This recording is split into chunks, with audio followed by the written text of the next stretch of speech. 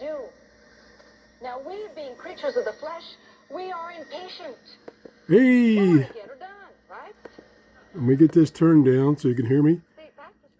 How you doing? This is Tom, and this is Tom's Radio Room Show. And I finally got it up. The antenna, that is, from GOOZEEZOO. And it's the K-480WLA. It's a loop antenna, and it comes with this tuner preamplifier. And it took me quite a few days to get it up. It only took me less than 5 minutes to assemble it. Very easy to assemble. Then it took me about an hour to get it up in the air. One of the problems is I've run out of mask. I lost several masks during the hurricanes last year. And of course I have 10 or 12 antennas up. And so I had to scrounge around. I did find a short telescopic fiberglass pole. It's only about 10 foot, so it's pretty close to the ground. I'm looking to find another fiberglass pole. I prefer to use those. Maybe they're not the right thing to use, but it's less of a lightning rod.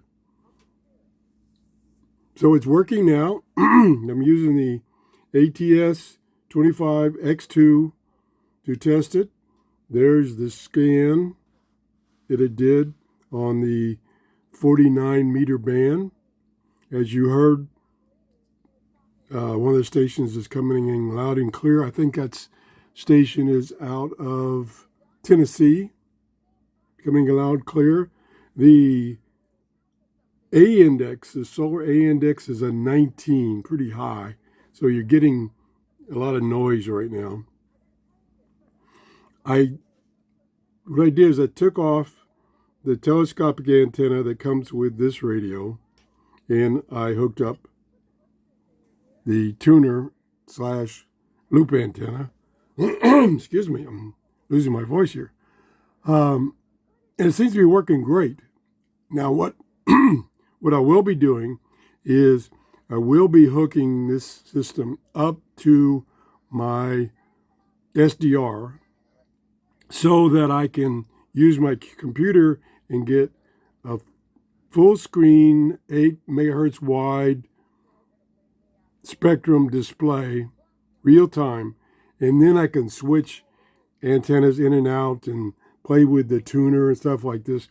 Oh, this button here selects the band that the tuner is going to use. So right now it's on shortwave. This is the RF gain control. I thought originally this was the power switch too. And so I'm like, oh gosh, I got to charge it. So I took it upstairs, charged it, and in about 15 minutes, it was fully charged. I go, now how could it fully charge when it was completely dead? Then I realized right there it says off. This is on, off, and RF gain. So dummy me. We can do one quick test. Oh, the other thing is, I'm looking at them here. Not only do they supply you with cables, like here's the cable for using that type of plug, they also supply adapters, of which I'm using one right now to hook to this antenna. It's the SMA to B and C. So that was an easy. I mean, that's the thing that I've noticed with their antennas. They supply you a lot of cables and a lot of adapters. That is really nice, because that can be a significant expense. Like, a connector like this, that could be $5. So that saves you $5. Okay, what I was going to do is not say okay again, is I was going to disconnect this guy, and I was going to connect the shortwave telescopic antenna, and then look at the signal.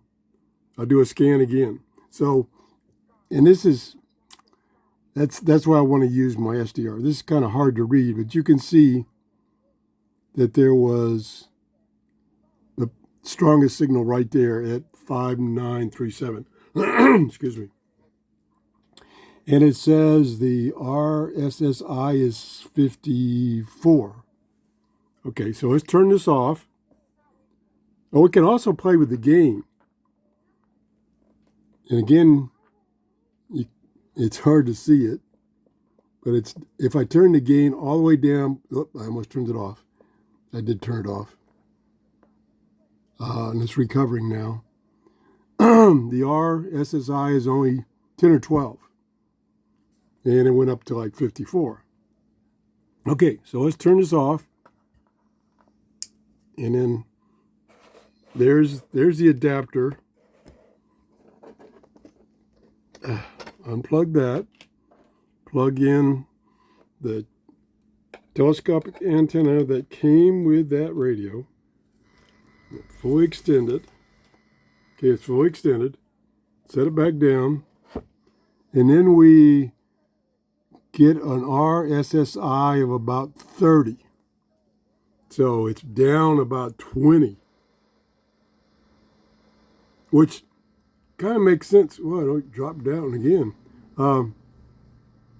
Any external antenna, well, not any, but a working external antenna is going to give you better reception than a built-in or add-on telescopic antenna. That's just fact. Let me get the volume back up. I think we lost. Yeah, we lost the signal. All we got is noise. Yeah, it's gone. Now, was that a fluke? Let's see. Let's turn this back off. Take this back off. Oh boy, that is stiff. That one really is hard to put on. And we'll put the new loop antenna back on. And we'll turn it around so you can see it. And then we'll turn it on, turn the amplifier tuner on. Oh, I see what happened. I hit the tuning knob. So I was cheating. Where was I? There it is. Okay, I was cheating. Sorry. So there it is. It's a 4850. Let's turn this off. Sorry about the confusion. I tried not to touch the tuning knob this time. Unplug that. I couldn't believe it was that bad. Yeah, we got something now. Yeah, there we go. So I'm back on the frequency. Yeah, we're at 10 still. Okay, let me bring the volume up. And we're getting noise from all the things in my radio room. So this is pretty bad.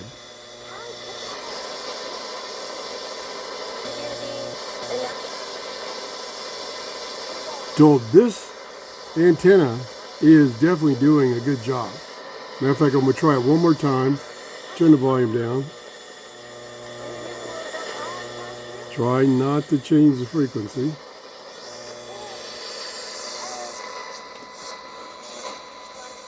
Oh boy, that's hard to get that off. Whoa, that's hard to get that off. Okay, here we go. I've got a loose connection here. There we go. Okay. Now we'll turn. So you got nothing now. But Where you fumble around and by memory, you try and figure out where, what you think. actually, we got two stations now. Oh, it's just two people speaking. So we're back to about 45. So it's doing a great job. That's what we are. And like I say, oh, I'm not even on the right band. Apparently, let me turn this back down. Wrap our minds around that. The process of all of this takes place. Okay. Apparently, when you turn this off, it resorts back to the first thing, which is something in. I'm going to have to ask him what that means. It's something in Chinese, right there. So we need to change it to shortwave, and then the noise went away.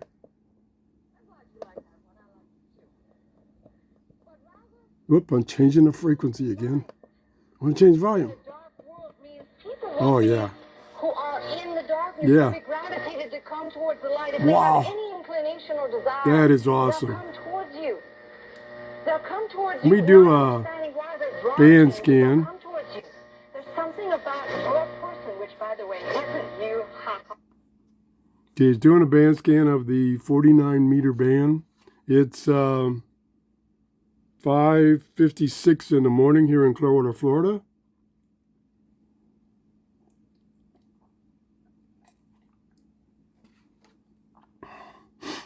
Okay, there's the big station we found, or the strong station we found before. Now this does do a continuous scan, updating the screen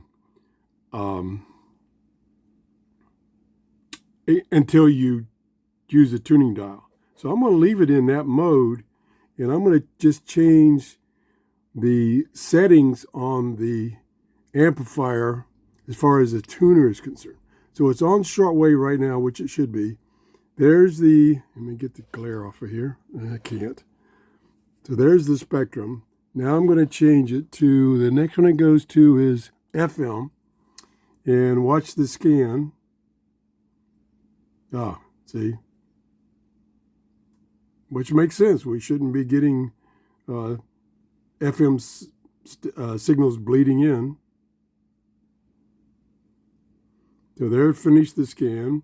Now the next setting is air. That's the air band. See what the spectrum shows. Yep, way down. Makes sense. Pretty flat, matter of fact. So let it finish. Well, you're not finding anything when I went way up to air band. Because I'm tuned to the shortwave band. That's why. All right, now we'll go up this. I mean, this test is kind of meaningless. Okay, the next one is, I can't read it. Another Chinese lettering, like a 6 in a Chinese character. So I don't know what that is. Okay, let's move it up to the next one, which is UV, meaning UHF, VHF. And in the indicator down here is LBAT, which probably means low battery. And then this one is all in Chinese again, so I don't know what that is. Let me see if I got the manual here. Let me see if the manual tells me what those are. Stand by.